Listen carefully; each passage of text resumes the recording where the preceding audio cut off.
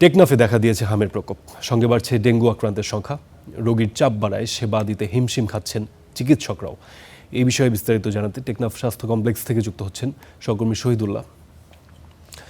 শহীদ, একটু জানাবেন, হঠাৎ এই হামের প্রকোপ, এতে আসলে কতজন রোগী ভর্তি হলো এই 50 শয্যা বিশিষ্ট যে হাসপাতাল এখানে, এবং ডেঙ্গু পরিস্থিতিও আমরা জানি যে খারাপের দিকেই যাচ্ছে। স্বাস্থ্য বিভাগের প্রস্তুতি কেমন দেখছেন?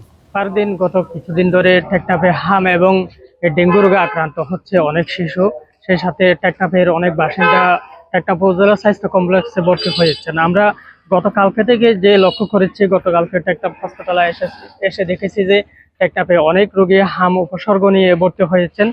এবং আমরা ডাক্তারের সাথে কথা বলছিলাম, তিনি বলছেন যে শনাক্ত করা গেছে, হাম রোগে শনাক্ত করা গেছে 6 জনকে শনাক্ত করেছেন এবং 20-25 জনের অধিক উপসর্গ নিয়ে ভর্তি হয়েছেন এবং সাথে ডেঙ্গু রোগে আক্রান্ত হয়ে প্রতিদিন 5-6 জন করে ভর্তি হচ্ছেন, সেটা কিন্তু আমরা তথ্য পেয়েছি। তবে টেকনাফ উপজেলা স্বাস্থ্য কমপ্লেক্সে দিনের দায়িত্বে রয়েছেন ডাক্তার নওশাদ আলম কানন। তিনি বলছেন যে প্রতিনিয়ত যারা রোগী আছেন তাদেরকে চিকিৎসা করা হচ্ছে এবং সে সাথে তাদেরকে পর্যাপ্ত পরিমাণ সেবার মাধ্যমে তাদেরকে সুস্থ করার ব্যবস্থা করছেন। তবে আমরা যারা মিডওয়াইফাই রয়েছে তাদের সাথেও কথা বলছিলাম, তারা প্রতিনিয়ত তাদেরকে তদারকি করছেন বলে আমাদেরকে জানিয়েছেন।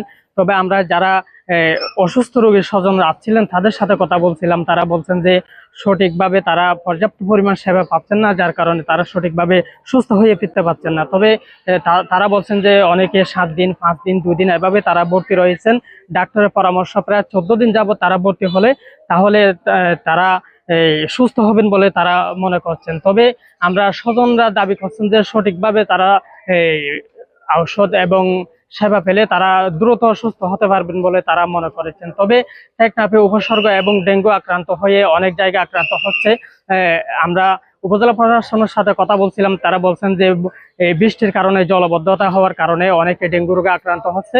সেই সাথে পরিষ্কার পরিচ্ছন্ন নিয়ে তারা কাজ করবেন বলে তারা মনে করছেন। তবে ডাক্তারদের যে সেবা দ্রুতভাবে ভালোভাবে সেবা প্রদান করলে তাহলে রোগীরা সুস্থভাবে ফিরতে পারবেন বলে তারা মনে করেছেন। এই ছিল টেকনাফ থেকে সবশেষ।